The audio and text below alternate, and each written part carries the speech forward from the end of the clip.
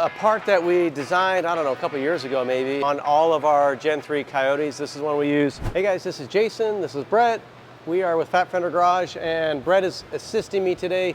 He's one of our techs. He's been here for several years. Today's Friday in our shop. It's a better day to film. It's not quite as chaotic. So we work 410s here. Some guys work a little bit less, and then they work Fridays, and Brett likes to come in on Fridays. This is an oil pressure sender unit bracket that we have, and it relocates your oil pressure sending unit and moves it into a different spot. So whether you have classic instruments or you got Dakota Digital, it's going to be a challenge because you cannot remove those sending units out. So previously, like on a Coyote, on a Gen 2 and older, you didn't actually need the sending unit. You could actually just use the sending unit from Dakota Digital, unplug the Gen 2.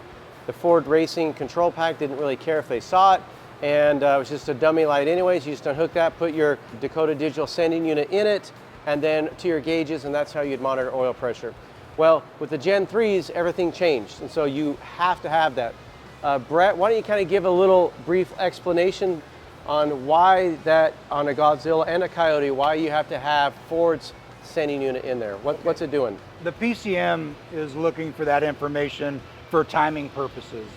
And we have to still get a sensor in there for the gauges. If we were to remove the factory sensor to put our digital Dakota gauge sensor in there, then the PCM's asking what's up. It almost puts it in a limp mode. I don't think you can get over 3,000 RPM. It's like 3,000, 3,500. Yeah. That's max RPMs because it's recognized something's wrong. Yeah. And it's not getting the oil pressure it should. So I think it also fools the variable valve timing on top. Yeah. And it doesn't get oil pressure, so it's not making all those changes. Exactly. Am I right? Yeah, exactly. Okay. Your variable timing can't be variable anymore when it doesn't know where your oil pressure is at, because it uses a solenoid in the oiling system to move that variable timing.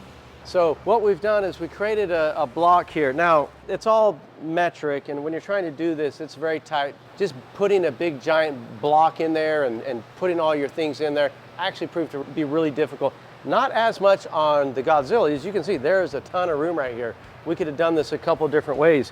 We have a different block that would just thread right in here, and you put 2 ports in it, and it would probably work just fine. Our truck version is a little bit different. I don't know what I did with it. I found it. So if you got a truck motor, this little block works a little bit better. This would thread in here, and then you got a couple sensors. There's 3 in here, and you could put that, turn it, and put your sensors right in there. So that would probably work here. So this works for the Godzilla or a Gen 3 truck motor. Okay, this works great. But on the Mustang, it actually was a lot harder. So we've got this bracket right here that we use that is very similar, obviously, to this. We use a banjo bolt right here. So this banjo bolt will go down in here, hold it, and then here we can put Ford sensor back in it and a Dakota Digital sensor in here.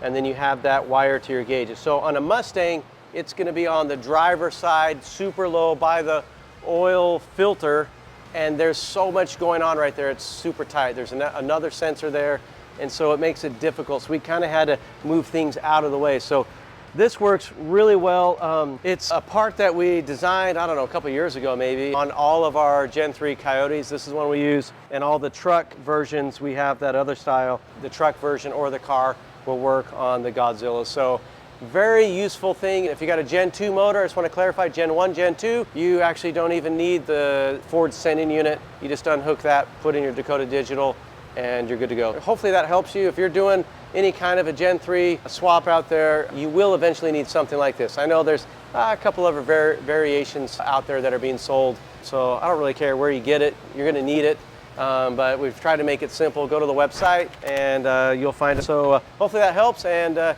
stay tuned for more tips and tricks. Thanks for helping us out, and we'll see you next time. Thanks.